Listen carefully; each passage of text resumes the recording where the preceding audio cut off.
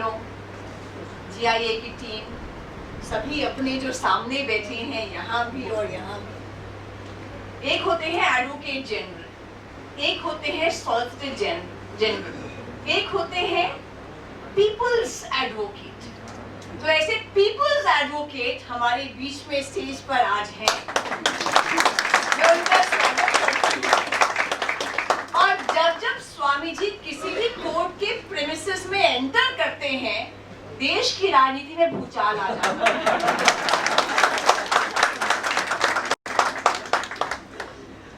अगर मैं ये शेयर कर सकूं तो पटियाला हाउस की जो कैंटीन है हम सबने देखी है। आपकी गोल्ड कैंटीन से तो बहुत पिछली सदी की कैंटीन है वहाँ।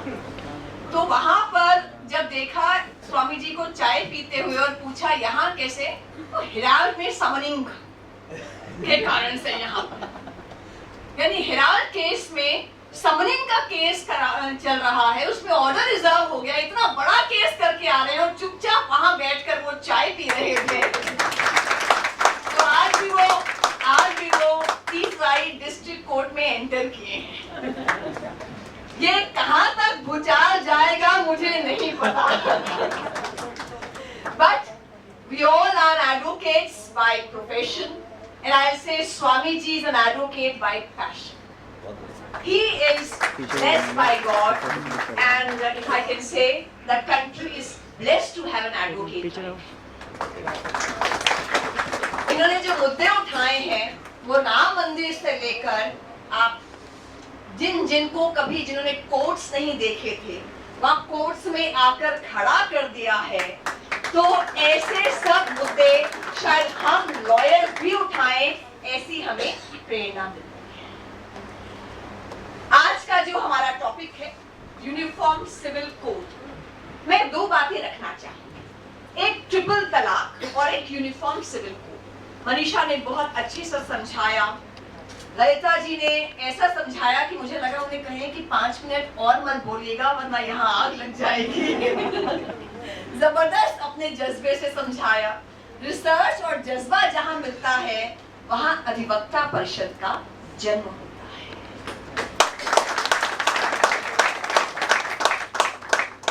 तो मैं अपना वक्तव्य प्रारंभ करना चाहूंगी और प्रारंभ करूंगी मैं अर्शिया की बात करके।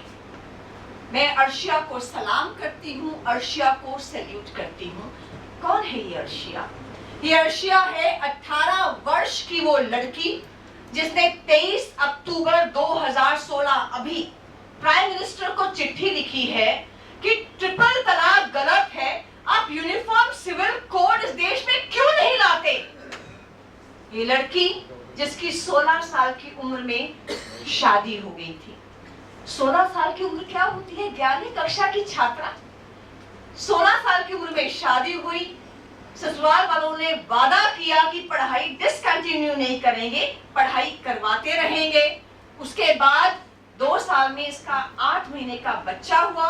पति ने कहा मेरा मन भर गया है, तू मेरे दिल में नहीं रहती, कागज पर लिखकर दे दिया, तलाक तलाक तलाक।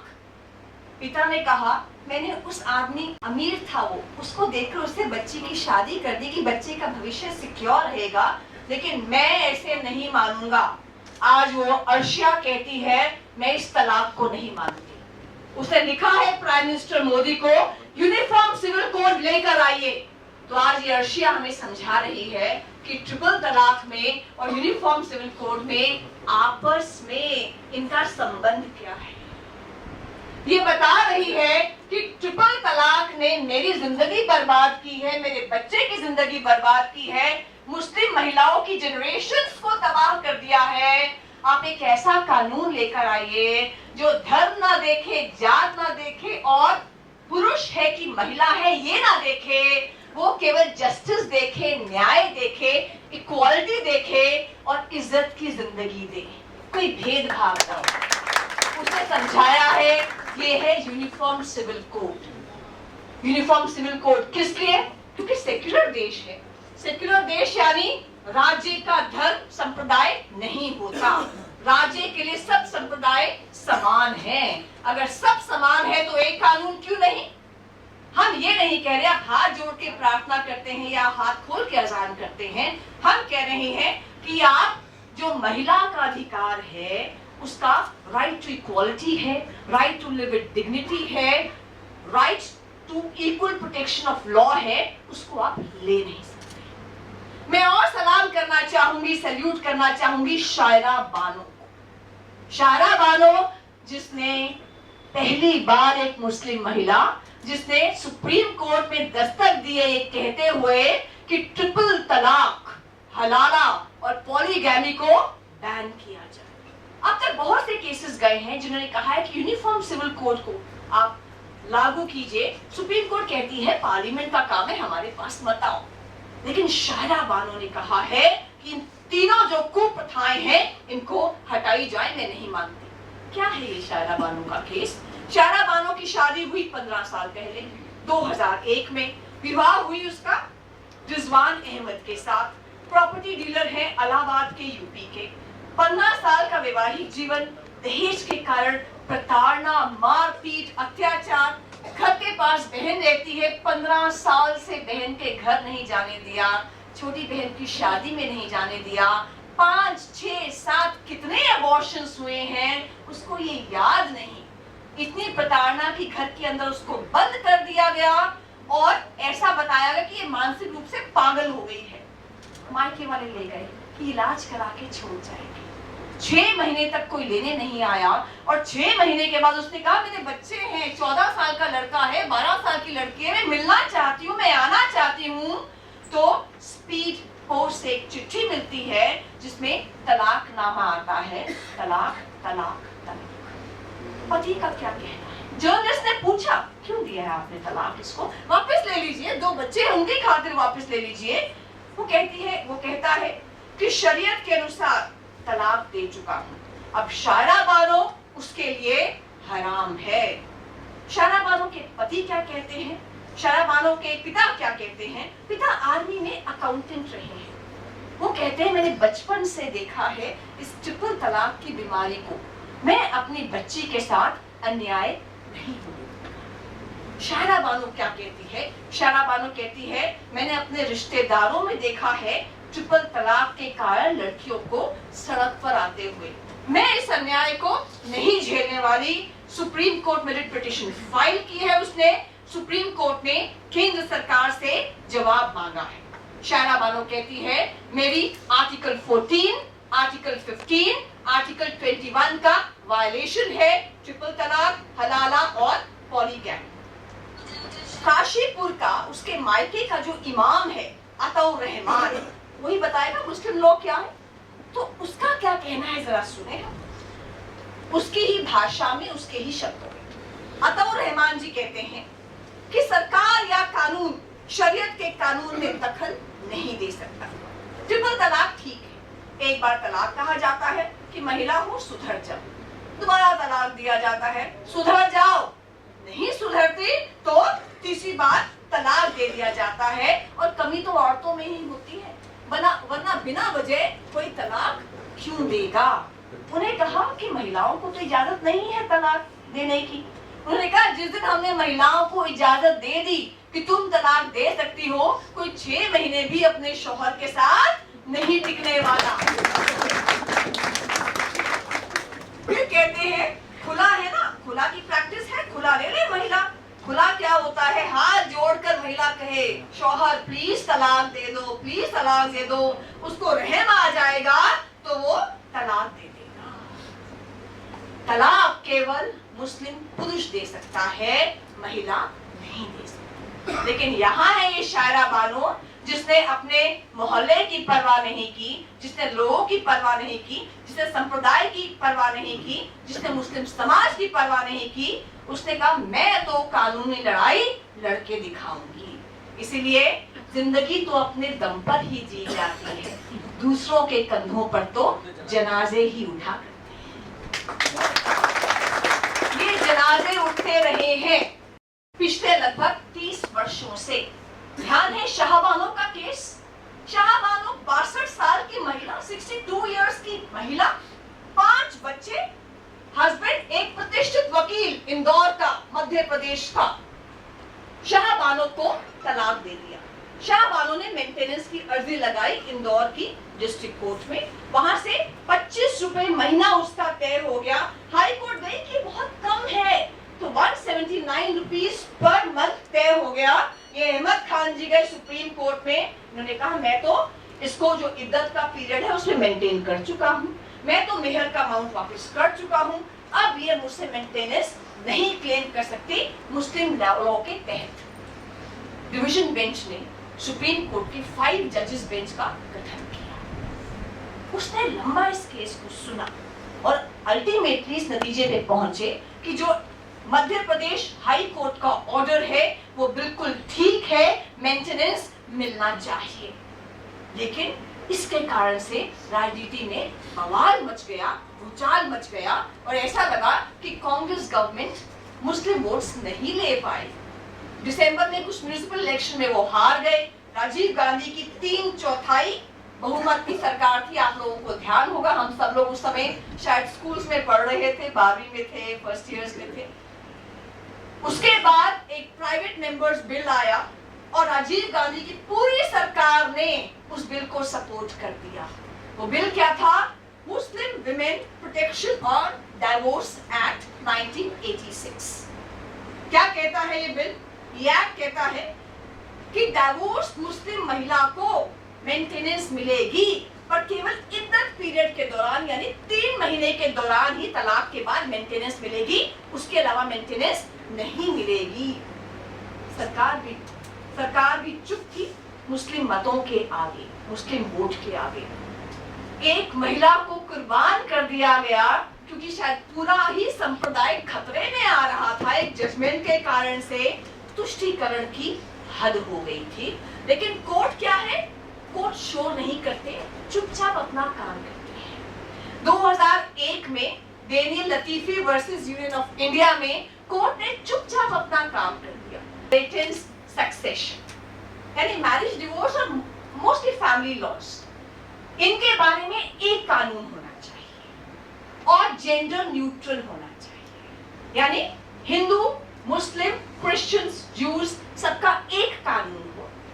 कानून के अंदर ही स्त्री पुरुष में भेदभाव ना हो। हमारी कंट्री में जो प्रियम्बल है, प्रियम्बल कहता है सेक्युलर डेमोक्रेटिक रिपब्लिक। हम सेक्युलर हैं, संप्रदाय निरपेक्ष है, यानी स्टेट का कोई रिलीजन नहीं है, सर्वधर्म समभाव है, सबको हम एक नजर से देखते हैं। जब हम सेक्युलर हैं, हमारा कोई रिलीजन नहीं है, तो एक ही कानून होना चाहिए इन 5-6 एस्पेक्ट्स के लिए। दूसरा बहुत इंपॉर्टेंट है article 44 directive principles of state policy, जो कहता है कि state shall endeavour to serve for its citizens a uniform civil code. It is not time bound, it is not having compulsive urgency, पर जैसा स्वामी जी ने लास्ट टाइम बताया था, article 37 को भी तो देखो। आर्टिकल 37 कहता है कि ये जो प्रोविजंस हैं directive principles of state policy के, they are fundamental to the governance of the country and the state shall be bound to apply these principles in making laws। यानी कोई भी कानून, कोई भी पॉलिसी अगर सरकार बनाती है तो उसको डायरेक्टिव प्रिंसिपल्स को अप्लाई करना ही पड़ेगा। जैसा मनीषा ने कहा, यूनिफॉर्म सिविल कोड इस नाम जो आपको 20 नवंबर तक 45 डेज में भरकर देने हैं, लेकिन कोर्स धीरे धीरे आप देखिए रिफॉर्म करते रहे हैं, चुपचाप से रिफॉर्म करते रहे हैं, जस्टिस और इक्वालिटी के लिए रिफॉर्म करते रहे हैं, हिंदू लॉज को, क्रिश्चियन लॉज को, थोड़ा बहुत मुस्लिम लॉज को। मुझे तुम क्या स्टेप्स ले रहे यूनिफॉर्म सिविल कोड के लिए, इंप्लीमेंट करो स्टेप्स, मुझे स्टेप बाय स्टेप बताओ, जुडिशियल एफिडेविट फाइल करो। तीसरा केस जो आया क्रिश्चियन लॉ की अमेंडमेंट को लेकर 1989 में, Pragati Varghese versus Cyril George Varghese 1997। इसे बॉम्बे हाई कोर्ट ने जो क्रिश्चियन लॉ में इंडियन डिवोर्स एक्ट 1869 में डिवोर्स दे सकता था, पर क्रिश्चियन महिला को यह अधिकार नहीं था, उसको क्रुएल्टी और डिजर्शन में प्रूव करनी पड़ती थी। इस एनोमली को भी कोर्ट्स ने एड्रेस किया। हिंदू मैरिज एक्ट में कोर्ट कहता है संशोधन करो, तो संशोधन होता ही रहा है उनमें, पर नवीन कोहली वर्सेस नीरू कोहली 2006 में सुप्रीम कोर्ट कहती है क्यों पुरुष या महिला को बोलना पड़ता है इसने क्रुएल्टी की, ये गिल्टी है, ये बुरा है। आप इरिट्रीवेबल ब्रेकडाउन ऑफ मैरिज को क्यों नहीं लेके आते? वही एक ग्राउंड हो, अगर साथ नहीं रह सकते टाइज को कट ऑफ करो। Let's proceed in that direction. Hindu marriage act को अमेंड करो। ऐसे करते करते एक के बाद एक सरला मुद्गल केस, जिसमें वो धर्मेंद्र हेमा मालिनी का केस जैसा आपने देखा कि हिंदू व्यक्ति दूसरी शादी करता है, इस मेंटेनेंस एक्ट। तो पहले कहीं एक से ज्यादा शादियां होती थी, रुक गई, अब एक ही शादी हो सकती है। Hindu marriage act, Hindu marriage तो एक संस्कार थी, कॉन्ट्रैक्ट तो थी नहीं, एंट्री एंड एग्जिट। तो आप इसमें डाइवोर्स ले सकते थे, स्त्री को संपत्ति का अधिकार दिया गया, विधवा के विवाह के लिए लगातार प्रयास चल रहे थे, वो और पुख्ता हुए। करते करते 56 से लेकर आज तक, यानी 2004 में भी जो सेक्शन 6 का अमेंडमेंट आया हिंदू सक्सेशन एक्ट में कि बेटियों को भी इंसेस्ट्रल प्रॉपर्टी में हक मिलेगा। तो समस्या क्या है कि हिंदू लॉ तो डिवोर्स बाय म्यूचुअल कंसेंट के लिए रुकना पड़ता है 6 महीने, 1 साल की सेपरेशन होती है। तो क्रिश्चियंस को 2 साल की सेपरेशन क्यों होती है? तो वो भी चेंज हो जाएगा, उतना इफेक्ट नहीं पड़ेगा उसका। मेन प्रॉब्लम आती है जो मुस्लिम लॉ में पॉलीगैमी, हलाला और ट्रिपल तलाक और ऐसी कई सारी और चीजें हैं। विटनेस होंगी तो औरतों का आधा विटनेस होगा। उसके बाद क्रिमिनल लॉ तो एक है ही हमारा। जो रेजिस्टेंस है वो भी आप देखिए, जो मुस्लिम पर्सनल लॉ बोर्ड की और से आ रही है। आज कहीं ना कहीं 2 पर्सनल एग्जांपल्स दूंगी और बात खत्म करूंगी। एक एग्जांपल जो मेरे पास हाई कोर्ट में एक लेडी आई, ये दोनों एग्जांपल्स वो हैं जो पर्सनल एक्सपीरियंसेस से। हमारा कॉन्स्टिट्यूशन भी खामोश बैठा रहा, तो इसलिए उसकी आंखें देखकर मुझे लगा कि वो वाकई अपना जीवन खत्म कर देगी। और 2 लाइनें जो मुझे ध्यान आई उसको देखकर कि शायद जैसे मुझे वो कह रही हो या अपने पति को वो कह रही हो कि तलाक तो दे रहे हो कहर के साथ, तलाक तो दे रहे हो कहर के साथ, मुझे मेरा शबाब भी लौटा दो इस मेहर के साथ। और उसकी आंखें मुझे आज फिर ध्यान आ रही हैं कि आज जब सुप्रीम कोर्ट ने कहा है सेंटर को कि यूनिफॉर्म सिविल कोड पर आप अपनी राय दीजिए, सेंटर ने लॉ कमीशन को लिखा है, लॉ कमीशन ने 7 अक्टूबर को अपील जारी की है। और ऐसा लग रहा है अपील का पूरा पेज पढ़ेंगे तो वो हाथ जोड़कर रिक्वेस्ट कर रहा है कि हम कुछ गलत नहीं कर रहे हैं। आप पूरी अपील पढ़िए लॉ कमीशन की। लॉ कमीशन कह रहा है कि जो जेंडर डिस्क्रिमिनेटरी लॉज हैं, जो भेद की लम्हों ने खता की है, सदियों ने सजा पाई है, इस बार चूकेगा। जय हिंद।